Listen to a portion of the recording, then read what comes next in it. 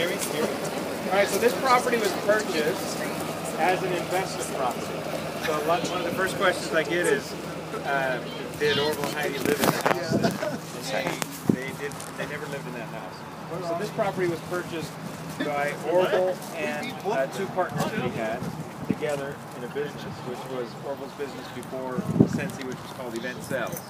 And it distributed product at fairs and shows all across the West. And that business he had together, at least towards the beginning of Scentsy, with those two partners. Okay, they bought this land as an investment together. They got a good deal on it, and they knew that the city was going to put in the easement. This overpass didn't exist when the property was built, but it was planned. So it was a good property to buy because the city was going to put the overpass in and then put the sidewalk in around the property, so they had to buy, you know, about 15 feet all the way around the property. So it was a good investment, and so they purchased it, and then just kind of the idea was to hold it until the city was going to buy the easement and then develop it or something like that. To cash flow it, they leased out the home, and then Orville put his event sales business on the property.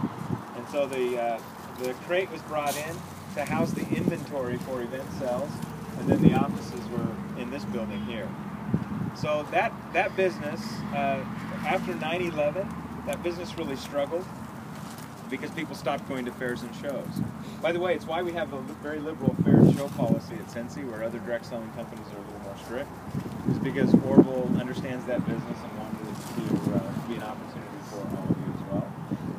But when that fair and show business got hurt by 9/11, so did the event sales business, and therefore so did the partnership. When the financial strain was placed on the business, then the partnership suffered as well.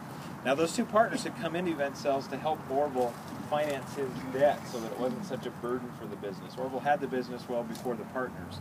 They ran it that way for a couple of years, but then when the pressure got put back on, put the strain on the partnership, they ultimately ended that partnership. That was about a month before Orville found Scentsy.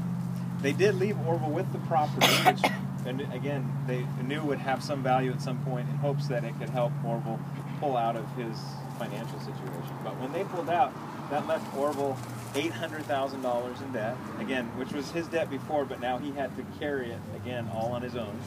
And where, you know, when he talks about having to really swing for the fences, it was either that or declare bankruptcy. And Heidi didn't want to declare bankruptcy because she didn't want her name in the paper. And so they decided to swing for the fences. So, but that wasn't. So Orville ran into Karen Collette, who owned the business, and that was again a month after that partnership breakup, and they ran in Salt Lake. And he just simply started talking to them because they were across the aisle from his booth, and helping them, giving them some ideas of how they might grow their business. Well, through that process, they realized that that really to reach the full potential that Scentsy had, they probably couldn't do it on their own. It might be better to sell the business to Orville. So they offered to sell the business to Orville, which he was very excited about because he always saw the vision of what Scentsy could be. Always. He knew that it could be huge from the minute he saw it. So he came back. The problem was he didn't have any money to buy it. Right? He was $800,000 in debt. And so he came back, and he had one of those partners that he still had a good relationship with. The third partner had kind of a broken, severed relationship. So he went to the partner that he still had a relationship with and said, if you help me buy Scentsy, then I'll give you 50% of the business, and we can run it together. And that partner told him no. So the only other person that had an opportunity to own 50% of Scentsy turned it down at the beginning. Wow. And bummer. That was me. Oh! So now you know how I kind of fit in the beginning. Yeah, because I have a lot of inner conflict. Yeah, it was me.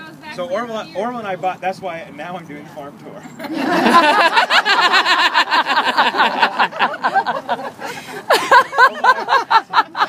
Orville and I bought this land together. We put the crate on the property.